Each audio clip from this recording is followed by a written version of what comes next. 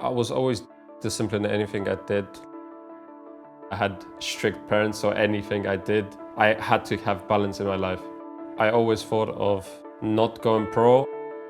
I was midway through my master's in neuroscience in London, and then I got the contract from the German team. I just talked to my parents like, I want to give this, a go, because you don't have this opportunity always. In terms of competitiveness, it was installed in me by my parents, especially my mom. Always enforced me like, you need to be the best, And I always had this drive like, I need to be the best, The amount of hours to become a pro is different from everyone. Some people have like raw talent, some people need to work more, some people are smarter than others. Different players have different understandings of the game. It's really up to the player and how easy it is for him or her to learn and develop these skills. So it's not really that amount of hours that is important, I would say. I've been playing Counter-Strike since maybe 2012, 13 maybe. I didn't really try to become a pro. It just happened. I was in the second grade of 3 grades. We qualified for the ECS, the Water Parliament League, me and some friends. When we got there, we played against a lot of pro teams and we won a map against the Godsent. And we were just 5 random Swedish guys, so beating them was pretty nice.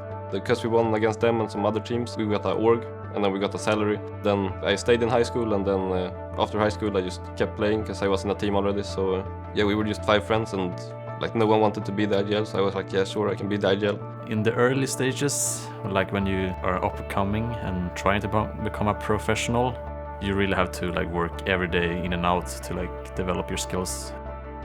Because I had other stuff outside of Counter-Strike, it was hard to do just Counter-Strike, right? I was running from the bus stop to my house because I was late for a tournament. And then we played the tournament, and then before going to sleep, I did like 1 hour of deathmatch. And I did that for a lot of months. It kind of paid off because I saw a lot of quick progress in how I was as an individual in the game. Like, I know there's many players that's much better than me, but I'm just trying to do my best, like do my best for the team and just play my best to the best I can. I guess I didn't have the best reputation before. There were so many players who got the chance before me to join an IP, to go to Fnatic and all this, go to all the good teams. And in my opinion, I was better than some of the players who got the opportunity. And that's a bit frustrating. And then like when I was on the bench, I was considering like, should I really do this? And then NIP won 2-0 against Astralis, and the next day my agent just told me NIP wants a meeting. I was like, oh shit, yeah, I guess I'm staying. Like, he definitely have a special way of like his work ethic in general.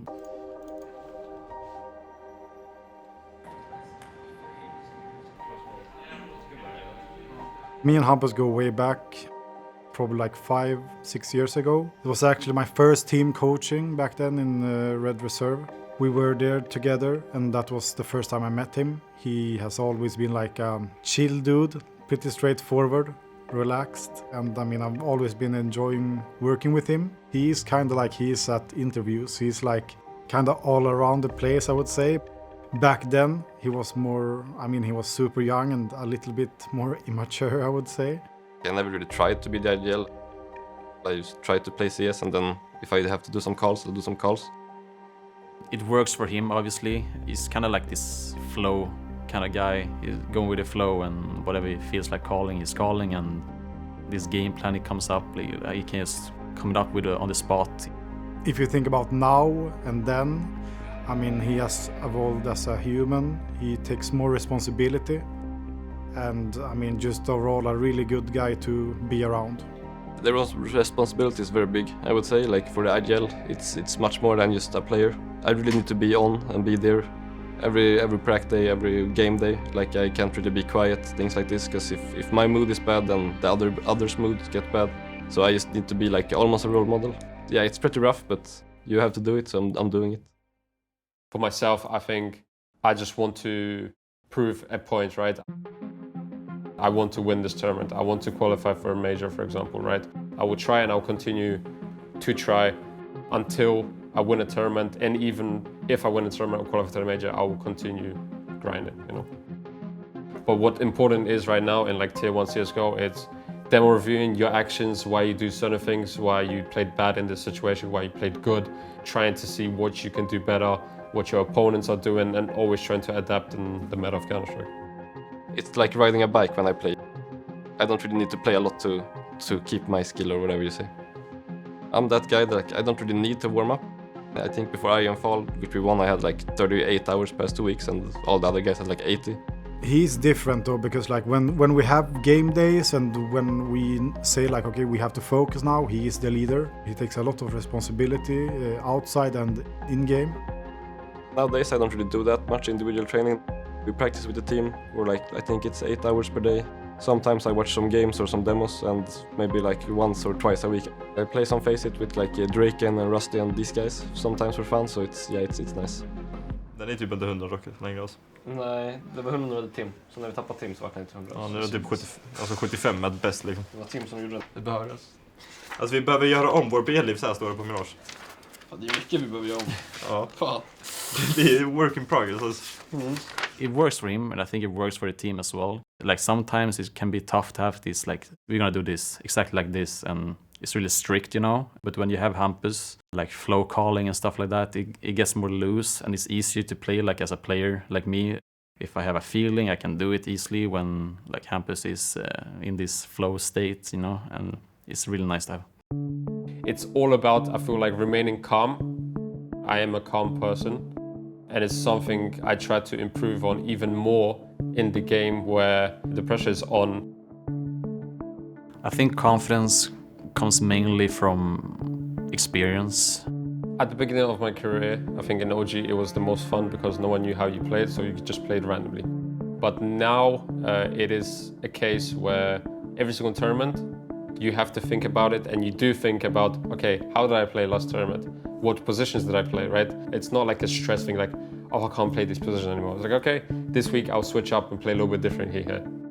It is a little bit like a chess game in Tier 1 Counter-Strike where you try to obviously outplay your enemy and just create off angles. Like every time play somewhere else, play different setups, play differently, and constantly switch up so you're not playing in the same position all the single time. I wouldn't say so that I feel more pressure because I'm the IGL. Like maybe I should feel more pressure because I'm the IGL, but I don't. I think it's just more me being with my friends, not really that we're playing Counter-Strike, I think. If you have played enough and you understand the round and what's going on and how to make the right decision and all this stuff, confidence will come with that. If you're not confident in your game, you start to hesitate, question yourself. When I have a bad game, I'm not right in my own mind, right? Then that impactful weapon is no more useful, right? I feel just pressure from myself that I want myself to have high standards to be good every day. It's really strong to have an IGL that can frag, obviously, and really impressive that he can do both. He's a kind of different IGL from others. He really likes to take a lot of space. He takes the risk for the team, and obviously he plays really smart Counter-Strike. When you're more comfortable in a team, you take more risks, or you basically don't have to think too much about everything else. And that's why he gets frags. It's not his aim, it is his brain for sure that makes it work. Having that on a team is like, it's really nice. Once you are feeling the game, you are in the zone, you can instantly win every kind of single game. And I can see it from myself. When I'm in the zone, I can open up rounds, right? I can get these impactful early kills in the round, which change the whole outcome of the round or obviously the game. I think like if you're becoming a pro, then you need to be able to handle the pressure. Like it's part of the job. I think with the community, I think it drives a lot of pro players. Hampus is on fire. Should be his kill here, and he's going to drop Zerg. The orb out of the picture, the follow-up kill on Ethan. Amazing play from mantuu. Without Hampus playing well, I don't believe it's even going to be, remotely close. Are these guys that scary? Nah, not really. Tag's a little bit washed up, so... But again, you need to balance it in a way where you're not just sitting at your PC and you're just looking at HOTV threads. Those type of people, of course, are not in your shoes. I know some players, they really like take it in, they read every word, and they just like get so affected by it. I started to become impatient and angry, and I'm like, I was never angry. Like, I'm always a calm person, and because I was staying locked in the house, playing Counter-Strike 24/7, right? for more than a year, right? Like 2 years. That's when it is important. You need to spend your time elsewhere, anything to refresh your mind and stay focused. I try to watch football if there's football on the TV. I'm a big football fan, and it really like chills me down and gets me to forget about Counter-Strike for a bit. I think for me, right now at this stage, I am constantly thinking about health, longevity, right? You start to rot in your chair, right? Your confidence is down. And then that's when it hits you in your head like, okay, let's do something, let's do an exercise to stretch and anything. And then after you go for that run, for example, you come back and you instantly feel so much different, right? And not only do you feel different on that day, obviously if you continue doing that, your physical condition is much better, right? It is not like the early days of CSGO where you just play, right? And see what happens, right? It's a lot of things going into it right now because everyone wants to be the best. Now you have more like analyzing, like every team has an analyst, a coach, and like sports psychiatrist and all of this stuff. More teams are taking this more seriously. Even if I'm the ideal, I still get a lot of help from my teammates, so it makes it easier for me to play. You need to kind of have it clear in your head so you don't play mind games with yourself because you start worrying about everything, right? You really need to refresh your brain, because when you're in the flow, in the grind, like when you're playing, you can tunnel vision pretty easy. Go out, just refocus, just think about like how you're playing and like how are you feeling and all this. I just focus on one thing, stay to one thing. I see what things my body needs, what my mind needs, and I just kind of stick to it. Like I don't really focus on like everyone else. Like I know I will never be simple. I'm playing CS in my way, and I'm using my brain to play, and I just try to be the best I can every game I play.